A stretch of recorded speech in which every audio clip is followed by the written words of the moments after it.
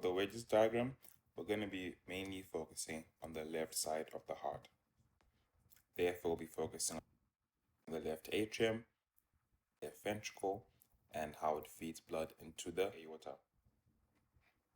We're going to start off by talking about this as blood is entering from the left atrium into the left ventricle, going through the mitral valve. The blood that's going to be entering into the ventricle, we're going to call that preload. Preload will be entering the left ventricle during diastole. The moment when the mitral valve closes, we're going to call that S1. The blood volume within the ventricle at the point of S1, that's going to be called our end diastolic volume. At this point in our discussion, we are looking at the Wiggers diagram, and let's find out and compare what's happening in the heart and the Wiggers diagram at the same time.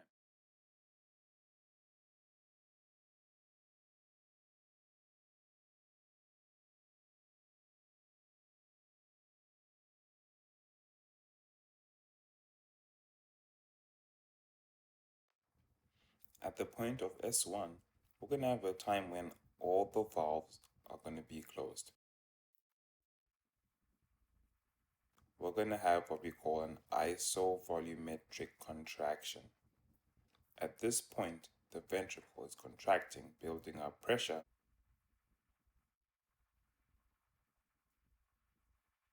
But there is no change in volume. That's why we call it an isovolumetric contraction.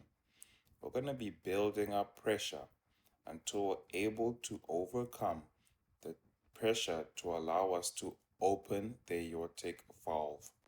Let's take a look at the Wiggers diagram.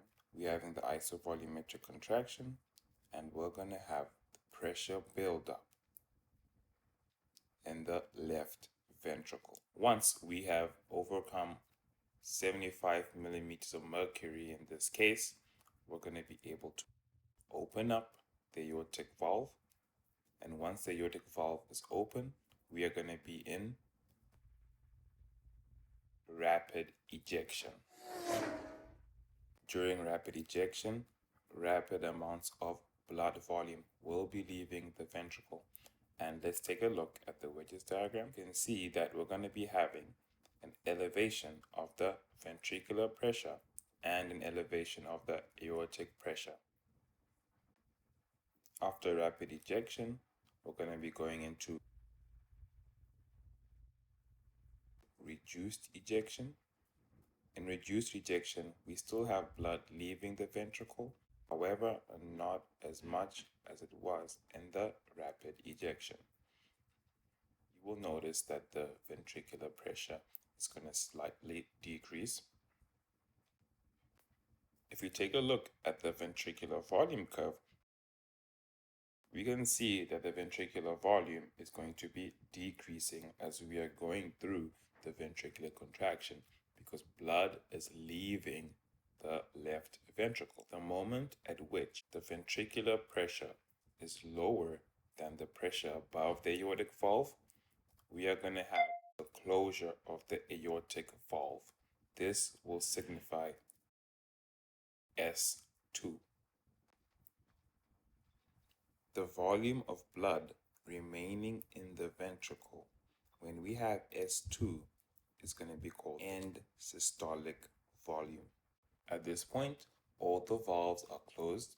We're going to go into a phase that we call isovolumetric relaxation.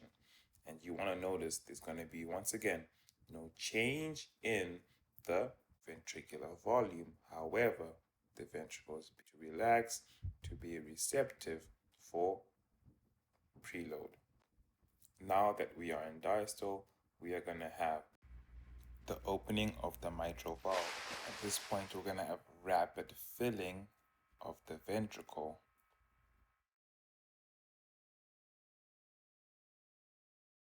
And then we're going to have reduced filling.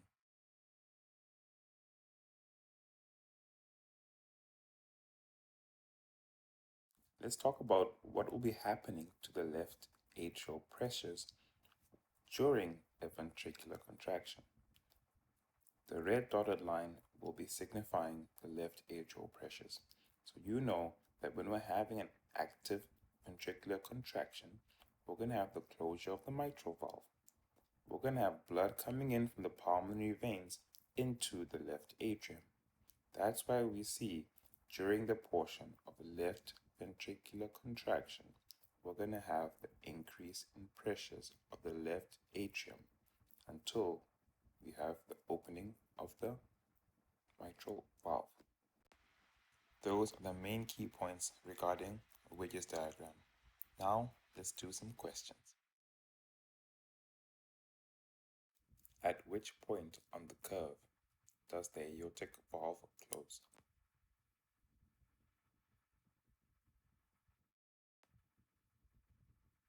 The closure of the aortic valve, this is going to happen at C, and this will happen during S2 when the pressures within the ventricle are becoming less than the pressure within the aorta.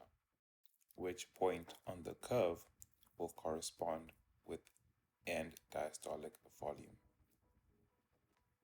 This will be the volume of blood within the ventricle at the end of filling. That's going to be our end diastolic volume.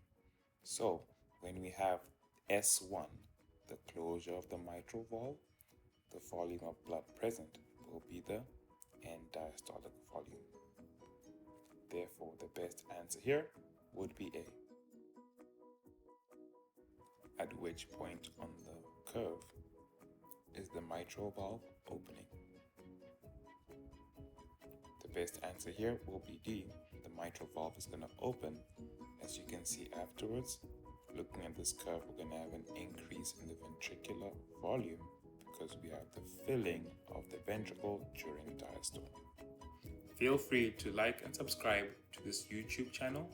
If you are interested in registering for the high yield reviews, please contact Med Tutors.